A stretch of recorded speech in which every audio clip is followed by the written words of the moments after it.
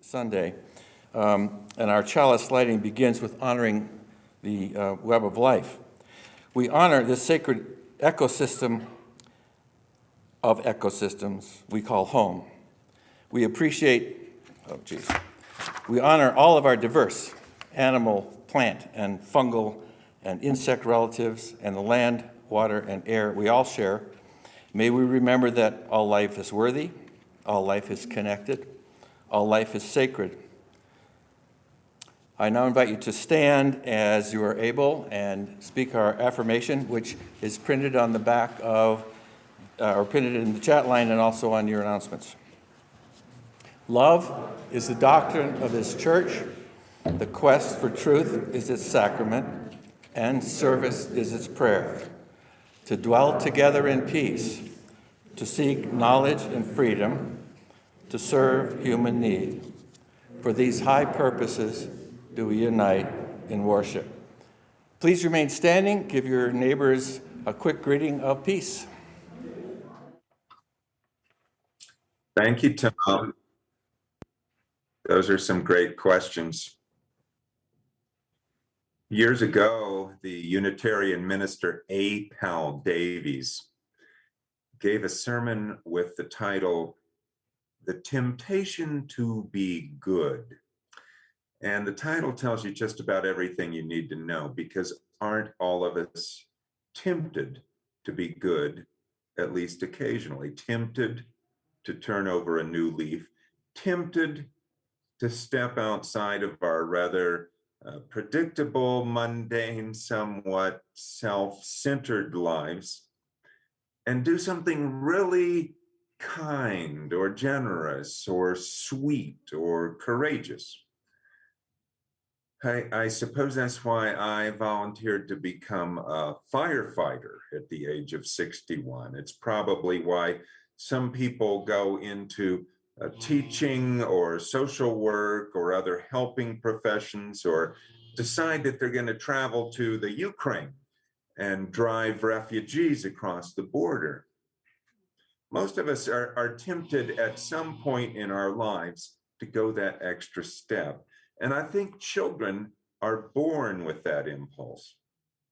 My wife has fond memories of standing on a step stool at the kitchen sink to help her mom wash the dishes when she was a little girl. Children naturally want to contribute. They want to do adult work. They want to be given jobs that matter.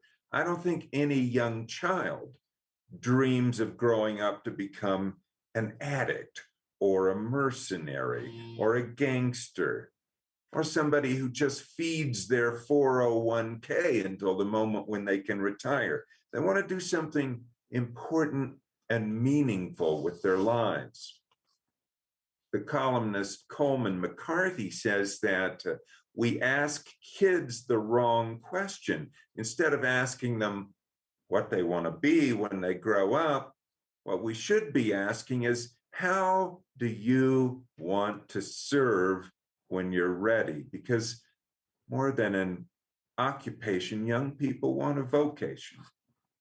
When I think about the inherent worth and dignity of every person, I think first and foremost about children. You know, no child is born a racist or a bully or a crook. They may become those things if they're thwarted or traumatized or neglected, but they have this inherent desire to be something more, something that's decent and wholesome. And along with that inborn thirst for goodness, kids have an appetite for truth, which is why they ask questions. Why is the grass green? Why is the sky blue? They seek explanations. They want information. You don't have to pound this into them. And this is the whole premise of our approach to faith formation as religious liberals. We're not trying to indoctrinate children or pass along our own beliefs so much as trying to stir up their own inquisitive and moral nature as beings who are ready to blossom into smart, caring, creative individuals if only they're encouraged to do so. when I think about God, this is how I imagine the divine exerts influence in the world as the temptation to be good, as that still small voice inside us that says we could do better. God's power is alluring, the way that a piece of music or love or the thought of going on an adventure can be alluring. You don't necessarily have to use the G word. You could give some other name to that life-giving sense of possibility that invites us out of our muddling and mediocrity into some more vital mode of being. But if you want to use theistic language, I would say this is how the divine comes to us in our perplexity as a lure to a more fully human and more joyful existence. Now, I don't always hear that invitation. I probably read too much news. Sometimes it seems as if our world is in perpetual crisis, war, poverty, greed, corruption. This is the story of civilization and maybe even prehistory. And yet a part of me wants to believe that a better way is possible, and it's not beyond belief.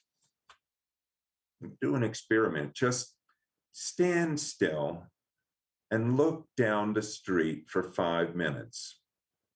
You'll see a dad teaching his son how to ride his bicycle on the sidewalk. You'll see somebody swerving their car to avoid hitting a critter. If you happen to be on East Animas and 32nd, you might see a woman named Janet Reichel who picks up trash from the shoulder every day just because she can. And if heaven forbid, there's a motor vehicle collision on that road, well, you'll see the EMTs rushing to assist the injured. This is the road of life. Unseen hands help us along the way. And I think this is a realization that can help us avoid burnout or the feeling of futility as we try to address those bigger problems like climate change or whatever. This understanding that we're all in it together, that people have a tremendous desire to cooperate and help out, and that they want many of the same things. They want clean water and fresh air and healthy food and a community that cares for all its members. And that's not really so much to ask. It's not an impossible dream. This is one of the purposes of a congregation, of course, to remind us that we're not alone. There's something spiritually fortifying just in sitting quietly together, feeling our common fragility and sensing the strength that comes from numbers. And yet we've had very little opportunity to do that these past 2 years. All of us have been isolated and distanced socially, putting incredible stress on the emotional systems of churches of all denominations. Along with the great resignation that you've heard about, there's also been an exodus of clergy from their posts all across America. Rabbis, priests, pastors, they have been quitting in record numbers. Your minister, Katie, was one of these. The disruption of her departure, compounded by all of the other changes that you've gone through these past few years, the transition from a lay-led to a staff-driven organization, a revolving door of religious educators, the adoption of the Hotchkiss model, so-called, a growth spurt from a family-sized congregation to one approaching 200 souls where people don't all know or trust each other, an organizational near meltdown at a recent congregational meeting. I think one of the most important things that you as a fellowship could do right now is to cut yourself some slack. Acknowledge that this has been a time of a high anxiety that's stretched and tested your limits. You can choose your metaphor. It's been a river run down some class 4 rapids. It's been a stomach churning ride on the tilt-a-whirl. It's been hitting that stretch of black ice where the steering wheel doesn't seem to quite work and things are getting a little crazy. Now, as you're coming out of that skid, as you're downstream of the rapids, out of that dizzy spin, I would advise you to stop, to pause, to catch your breath, to look around and get oriented, to make sure that you and your traveling companions are all okay before you start surging forward again. The greatest strength of this fellowship may also be its greatest weakness if you're not careful. You are overachievers.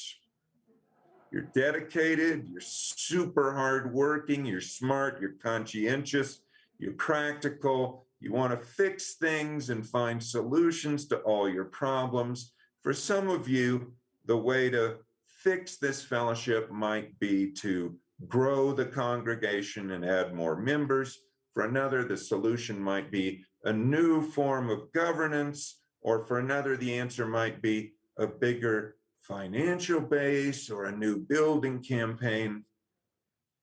And I'm probably a little bit of an enabler. I'm somewhat guilty of overachieving myself. That is a blind spot I have that you all are helping me to recognize. You know, you will soak up as much time and energy as I have to give. I kind of imagine myself as Ganesh, one of those Hindu gods with 6 arms, because I want to feel omnipotent. I can multitask endlessly. So I may be a little bit codependent.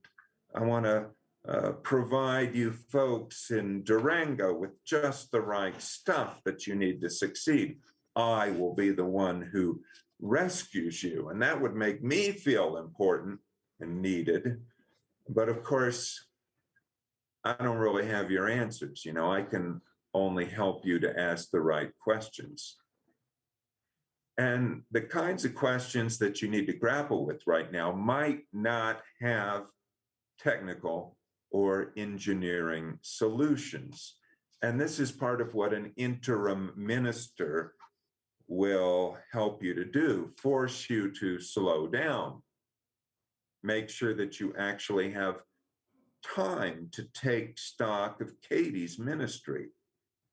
And you don't really get over a 7-year relationship in 6 weeks or even 6 months.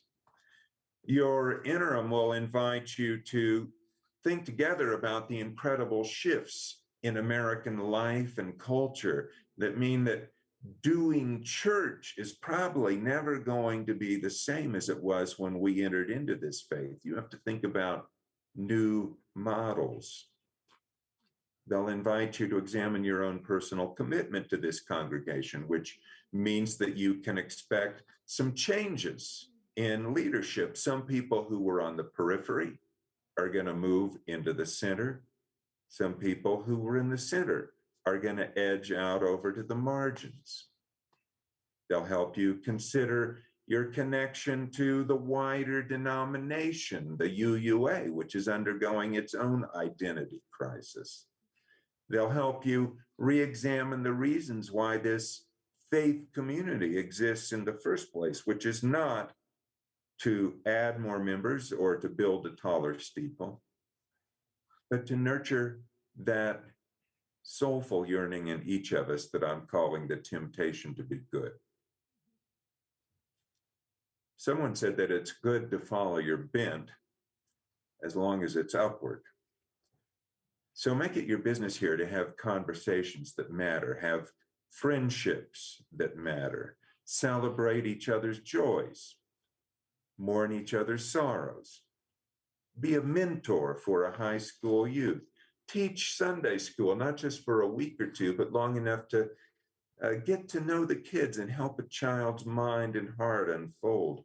Show up on Sunday morning, not just when you happen to like the sermon title, but all the time the way you show up for a family dinner. Because there's always something nourishing on the table, and it's a time to break bread together. If you do that, then you won't need blue cups for newcomers or any other gimmicks to make this congregation more welcoming. You'll be the beloved community that you seek. Thank you for listening.